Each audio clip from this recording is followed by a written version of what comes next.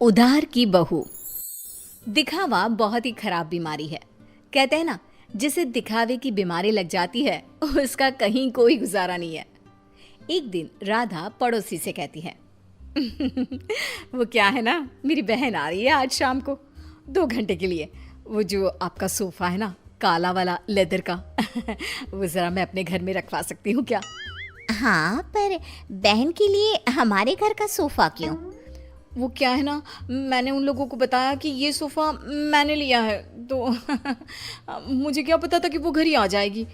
Please, ये मेरी इज्जत का सवाल है। अब भाई सवाल इज्जत का है तो क्या किया जा सकता है। दे देती है पड़ोसन सोफ़ा राधा को। लेकिन सोफ़ा देते वक्त, देखिए राधा जी, ये सोफ़ा मैं आपको सिर्फ 2 घंटे के लिए दे रही हूँ, लेकिन इसे गंदा ना होने दे। और हाँ, बच्चे बैठे तो संभल कर, ज़रा सी नुकीली चीज़ लगी नहीं तो सोफ़ा ख़त्म। अरे कैसी बात कर रही हैं, कैसी बात कर रही हैं आप? दूसरों की चीज़ों को कैसे संभाला जाता है अच्छे से जानती हूँ मैं। हाँ। खैर, दिखावे के लिए ही सही सोफ़ा पहुँच जाता है राधा के घर और शाम को आ जाती है बहन। मासी मासी कैसी है आप? वाओ, कितना प्यारा सोफ़ा है। वाओ, ये तो बिल्कुल फिल्मों जैसा है। ये बोलकर बच्चे सोफे पर कूदने लगते हैं कि राधा, अरे नहीं नहीं नहीं, सोफे पर मत कूदो ना बेटा, ना ना ना। राधा की बहन समीरा बोल पड़ती है, वाह दीदी वाह, ये सही है। मेरा बेटा थोड़ी देर खेल भी नहीं सकता क्या? अरे नहीं नहीं, वो बात क्या है ना कि सोफा थोड़ा क्या राधा, कहाँ से आया ये सोफा? क्या बात है दीदी, जीजा जी को बताए बिना सोफ़ा खरीद लिया क्या? वो क्या है ना, मैं जा रही थी धनिया खरीदने, रास्ते में मुझे ये सोफा अच्छा लगा तो मैंने खरीद लिया। वाह दीदी, ये तो लाखों का लग रहा है। राधा तो अब अपनी तड़ी में आ जाती है। लाख? लाख क्या अमाउंट है मेरे लिए? अरे कई बार तो मैं चौक तक रिक्शा लेती हूँ और मन कर गया तो फ्लाइट से मनाली मसूरी घूम कर आ जाती हूँ। हाँ। देख रहे हो मेरी दीदी के पास कितना पैसा है?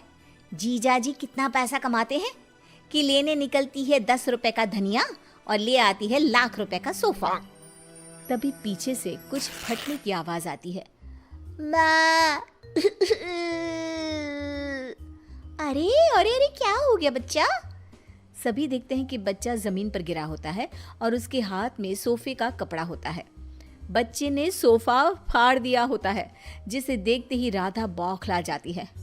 अरे ये क्या कर दिया?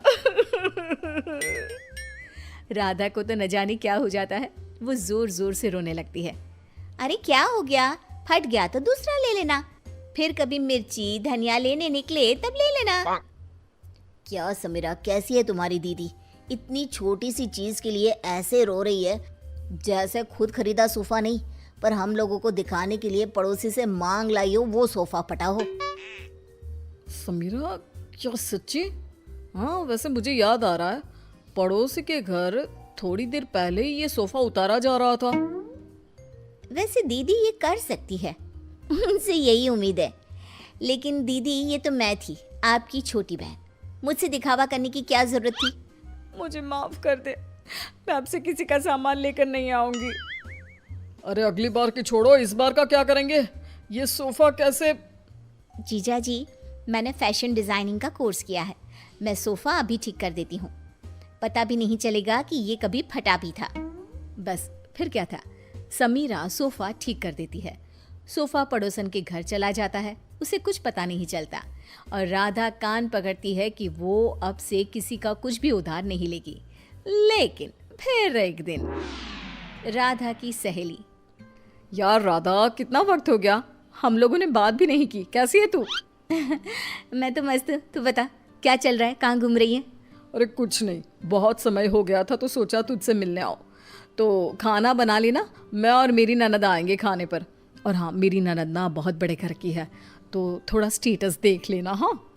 अरे कैसी बात कर दी, वो तो तू ना भी बोलती ना तो मेरा स्टेटस खुद बोलता। वैसे भी यार, मैं बहुत रईस हूँ। हाँ, तूने मेरे सोशल मीडिया नहीं देखी क्या? अब क्या था, राधा के घर उसकी सहेली आ रही थी, तो जो वो दिखावे वाला कीड़ा था ना, फिर से उछाले मारने लगता है। राधा किचन में जाती है जहाँ पर, हाय रे, मेरे पास तो ये सिंपल सा डिनर सेट है। अब कैसे मैं उसे अपना हाई प्रोफाइल वाला स्टेटस दिखाऊंगी। एक काम करती हूँ, वो जो नई पड़ोसन आई है उसके घर से ले आती हूँ, कम से कम इज्जत तो बनी रहेगी। राधा पड़ोसन के घर जाती है और देखती है कि सामने ही शोकेस में महंगा वाला डिनर सेट लगा होता है। वो क्या है ना, मेरे घर में कुछ ज़्यादा ही लोग आ रहे हैं, तो वो नीला वाला डिनर सेट आप मुझे दे सकती हैं प्लीज़।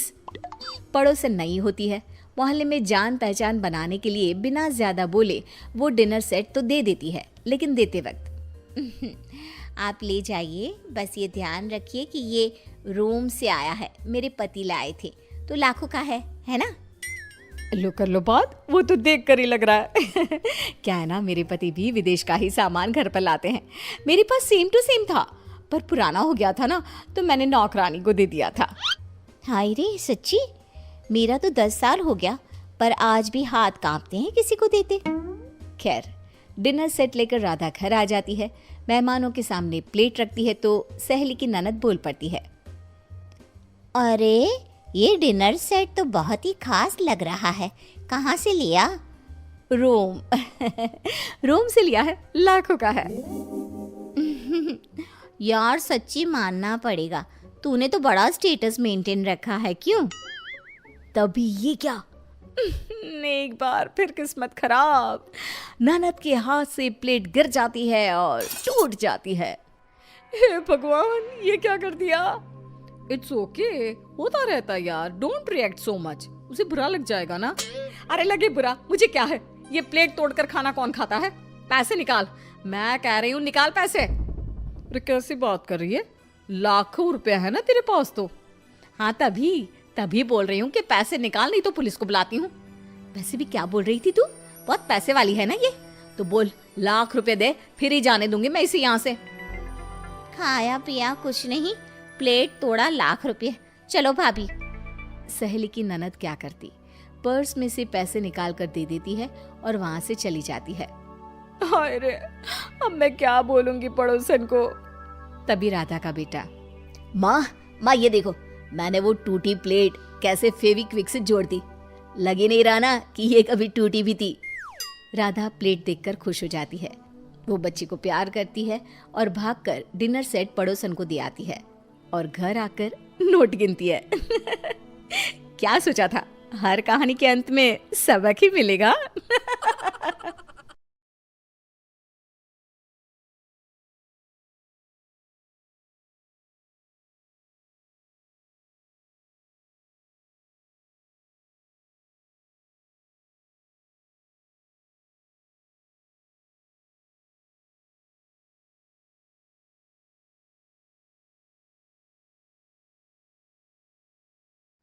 नौकरी, मजबूरी या शौक, सीधी सादी सी रोली की शादी सिड से तय होती है। शादी के बाद तुम नौकरी करना चाहोगी? नहीं बिल्कुल नहीं। वैसे मैं ये नहीं कहती कि नौकरी करना ठीक नहीं है, लेकिन पर्सनली मैं ये सोचती हूँ कि मैं गृहिणी बनूंगी। हाँ, क्यों नहीं। गृहिणी बनना भी आसान नहीं है। एक सफल परिवार चलाना किसी देश को चलाने जितना ही कठिन है।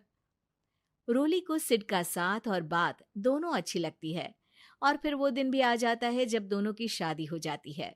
शादी के बाद ये क्या, सारा दिन किचन कपड़े और चार दीवारों के आगे पीछे घूमती रहती है।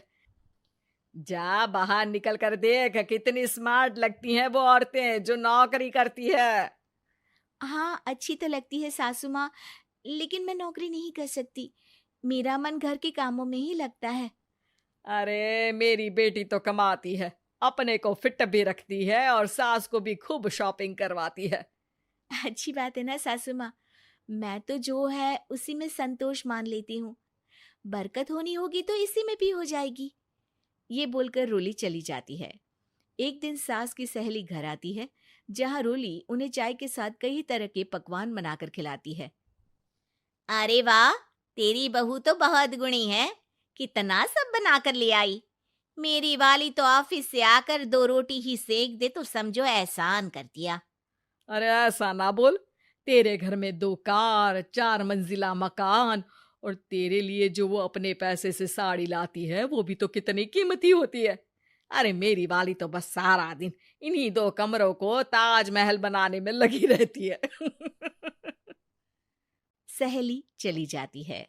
कुछ समय बाद रोली को एक सुंदर सी बेटी होती है। अरे क्या सारा दिन उस बच्चे में लगी रहती है? माँ, मुझे ना 1 मिनट भी छोड़ने का मन नहीं करता। देखिए ना, कितनी प्यारी है। मैं ना इस हर पल को एंजॉय करना चाहती हूँ।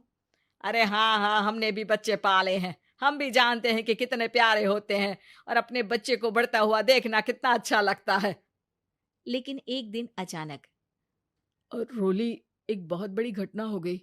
एक शॉर्ट सर्किट से पूरी दुकान जल गई। ओह, अब? अब क्या कुछ समझ में नहीं आ रहा कि कैसे घर चलेगा। घर की पूरी गाड़ी पटरी पर लाने के लिए कई साल लग जाएंगे, और वापस पहले जैसे होने में भी बहुत टाइम लग जाएगा। रोली कुछ सोचती है, फिर अपने 3 महीने के बच्चे को देखती है और कहती है, आप कहें तो मैं नौकरी शुरू कर दूं? माँ मुन्नी को देख लेगी, फिर शाम को तो मैं घर आ ही जाऊंगी। सिड कुछ कहता उससे पहले ही उसकी सास वहां आ जाती है। अरे हाँ हाँ, अब भी तुझे नौकरी करने के लिए पूछना होगा। अरे घर पर इतनी बड़ी विपदा आ गई है, तू है कि बच्चे का मुंह देख रही है। अरे क्या मुझ पर भरोसा नहीं है? अरे नहीं नहीं माँ जी, ऐसा क्यों बोल रही हैं आप? फिर क्या था, सिड से पूछकर 3 महीने की बच्ची को रोली सास के पास छोड़कर चली जाती है। शाम को ऑफिस से आने पर अरे सारा दिन इसने तो चैन नहीं लेने दिया, बस गोदी में ले लेकर घूमती रही। हाथ दर्द हो रहा है। बहू को बहुत गिल्ट फील होता है, लेकिन जब वो घर की हालत देखती है तो चुप रह जाती है। ऑफिस में सहेली कहती है, अरे रोली, तेरी तो बच्ची छोटी है ना, कैसे मैनेज करती है? कैसे मतलब? घर पर रहती है वो अपनी दादी के साथ। ओ यार, कितनी अच्छी है तेरी सास। मेरी सास को जब पता चला कि मैं नौकरी ज्वाइन करने की सोच रही हूँ, वो तो सीधे अमेरिका चली गई मेरी ननद के पास। अच्छा, फिर तू कैसे मैनेज करती है? अरे मैंने तो फुल टाइम मेड रख ली है। ओहो, वो तो बड़ी महंगी होगी ना। हाँ यार, लेकिन कमाई भी तो हो रही है ना। यार, मैं तो कभी अपना बच्चा इनके मम्मी पापा के पास ना छोड़ू। प्यार दुलार में खराब कर देते हैं ये दादा दादी बच्चे को। नहीं नहीं, मुझे अपनी सास पर पूरा विश्वास है। जो मेरे पति को इतनी अच्छी शिक्षा के साथ बड़ा कर सकती हैं, वो मेरी बच्ची को कभी नहीं बिगाड़ेगी। खैर, रोली की इस सोच से उलट पड़ोसियों के बीच हाथ में बच्ची पकड़े रोली की सास कहती है, अरे क्या बताऊं, सारा दिन बहू बाहर रहती है। पहले अपने बच्चे पालो, फिर बच्चों के बच्चे। अरे अपना जीवन तो कुछ रहा ही नहीं। अरे नहाने भी जाती हूं ना तो इसे साथ रखती हूँ। कल को कहीं गिर गई या चोट लग गई तो बहू तो हमारी खाल उखाड़ लेगी ना। अरे ऐसा भी क्या डरना बहू से, नौकरी थोड़ी की है उसकी। अब क्या बताऊं, पढ़ी लिखी लड़कियां हैं आजकल की। चलो चलती हूँ, सब्जी बनाने का वक्त हो गया है। बच्चे आएंगे तो खाना तो बना मिले। सास ये बोलकर वहां से चली जाती है कि तभी रोली ऑफिस से घर पहुंचती है। बाहर पड़ोसियों को देखकर, नमस्ते आंटी जी, कैसी हैं आप? अरे बहुत अच्छी हूँ, लेकिन तेरी किस्मत तो सबसे अच्छी है। क्या सास पाई है, मोती दान किए होंगे तूने। तेरा बच्चा भी देखती है, खाना भी बनाती है। बेचारी बहुत काम करती है तेरी सास। हाँ आंटी, सही बोल रही हैं आप। अब ऑफिस भी दूर है तो आने जाने में वक्त चला जाता है। खैर, चलती हूँ। हाँ हाँ बेटा, जाओ, गर्मा गर्म खाना खाओ। रोली घर आती है, जहां सास एक बार फिर छोटी सी मुन्नी की शरारतें गिनाने में लग जाती है।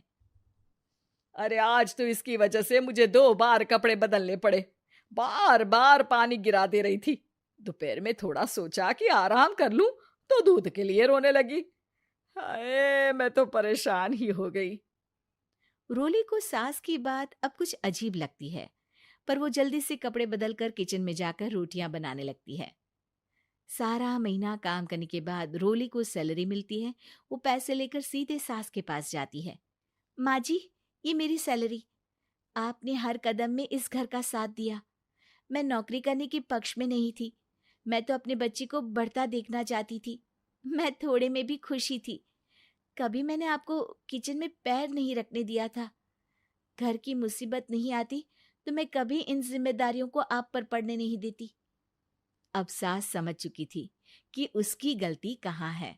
हाथ में पैसे देकर कहती है, मैं पढ़ी लिखी नहीं थी तो पति ने भी कभी पैसे हाथ में नहीं रखे, बेटे ने भी गल्ला संभाला, लेकिन तूने मुझे समझा।